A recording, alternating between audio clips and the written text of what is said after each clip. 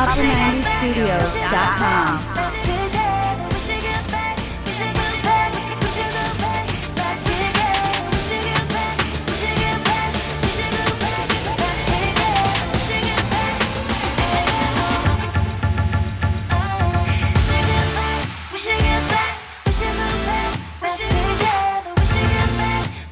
Hey, what's up guys? Welcome back to the channel. On the previous video, I said it was time to take charge because my fantasy team was just drifting along with average scores. My forwards were a mess, even the premium players were letting me down. I had to do something. So check this out. This was the text I sent my wife after I made the transfers last week. I did something. I took a -12 hit early in the week, like Sunday or Monday, before all the midweek European games. I can't remember ever doing something like this, and I've been playing for over a decade. Initially, I actually only wanted 3 new players for a -8 hit. Vardy, Madison, and Jimenez. They're not cheap, so to fund the moves, I had to sacrifice either Salah or Sterling. Then when playing around with different player combinations, I noticed that by selling Salah, whose price was a little higher than Sterling's, it gave me exact funds to upgrade a 3.9 million non-playing defender for one of the top defenders in the game, Robertson. That's when I went beast mode with a -12 hit. Transfers out were Salah, Wilson, Pukki, and the 3.9 million defender. Transfers in were Vardy, Madison, Jimenez, and Robertson. And these were the results. Vardy captain, 24 points. Madison, 9 points. Jimenez, 9 points. Robertson, 5 points. That's 47 points. The players I sold, Salah, 8 points. Wilson, 2. Pukki, 2. The cheap defender, 0. Total of 12 points. So the new players scored 47 points. The players I sold, 12 points. My team scored 79 points, minus a 12, 67 points. Game week 12 average was 48 points. Now, I'm not suggesting you start taking -12 hits. This was unusual, especially making transfers so early before midweek games. Big transfer hits, they rarely pay off in the very next game week. This was an exception. I felt like I had to do something drastic for my team, because if I go down, I'm going down on my own terms with the players I really want. I didn't want my team just drifting along with average scores, because that's not my style. Some of the best fantasy managers, they rarely take transfer hits. Others are more aggressive. Maybe your style can be to pick and choose the right moment to be aggressive, when to be conservative. We all have different playing styles. There is no right or wrong. That's the strategy. Now let's see it in practice with a Game Week 12 review. Let's start with the goalkeeper, Nick Pope, 9 points. Burnley made some changes defensively because they had been conceding too many goals, and it worked. West Ham were held to just 1 touch in the Burnley box before halftime. No goalkeeper scored more points Game Week 12 than Nick Pope, and he has Watford next. Defenders, Ben Chilwell, 6 points, 3 consecutive clean sheets for Leicester, and he provided 3 assists in 1 game for England during the international break. I'm mixing in some players with a high point ceiling, and Chilwell has the potential to become one of these players. It's one of the reasons I preferred him over Soyuncu. Another reason was to make my team unique, because Soyuncu now has 65% ownership with strong FPL managers in the Elite 64 League.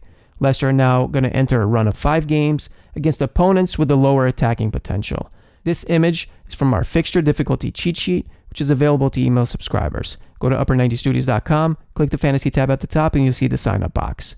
Alexander-Arnold, 2 points. Robertson, 5 points. Robertson delivered a great cross for Salah, and he would have been on a massive score in FPL had Liverpool not conceded that late goal.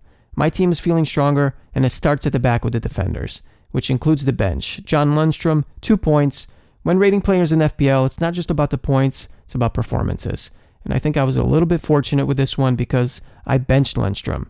And even though he blanked, he hit the post, and he could have easily scored double digits yet again. The premium players in midfield, they let me down. Sterling, 2 points. KDB, 2 points. Last week, I sold Salah to free up funds, and those 4 new players scored 47 points.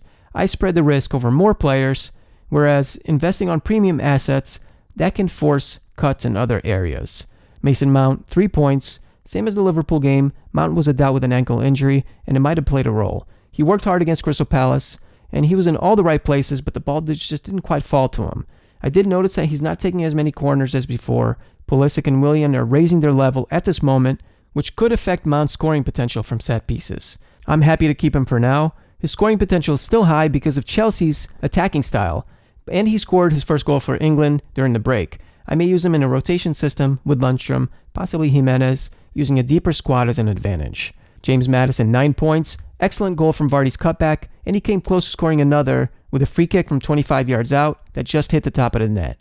The forwards, I sold Pukki, so it was actually a really nervous start on Friday because Pukki was at home against Watford, and he was playing against 10 men because of a red card. The last time that happened, with the early game, Vardy scored a hat-trick, and I didn't have him, but not this time. Pukki blanked. I brought in all new forwards, and they made an instant impact. Jamie Vardy, 24 points, captain. He's on fire, a goal and assist, and maximum bonus points, but it could have been more. Raul Jimenez, 9 points. It was late in the game. Wolves were completely running out of fumes because of the midweek Europa League, and Jimenez makes a perfect run into the box. He fakes out the defenders with a step back into the space, and he tucks it away with a cool finish into the bottom corner. Tammy Abraham, 8 points, 2 goals and 2 assists in his last 2 games. Abraham is now the 3rd highest scorer in FPL behind Vardy and Mane, and he also got his first goal for England at the international level. I'm just grateful for the green arrows. After a negative 12, 79 points. Even the bench is improving. Hayden is back from suspension. Winston Reid is available now after almost 2 years out with injury, but that doesn't mean I recommend him just yet. There are no guarantees he's even going to play. Plus, West Ham are struggling. So what's the plan for Game Week 13? No priorities at the moment. The team is feeling pretty strong. One move I'm considering is Sterling out for Mane. So plan A, transfers out, Sterling, transfers in, Mane. No hits after so many in recent weeks, which would be a relief. At the moment, I'm experimenting with double Liverpool defenders to take advantage of their fixtures. This keeps De Bruyne for now, but even he isn't safe if City don't step it up. I actually came back and added this next section of the video because I just found out that Pochettino was sacked by Spurs right as I finished this recording.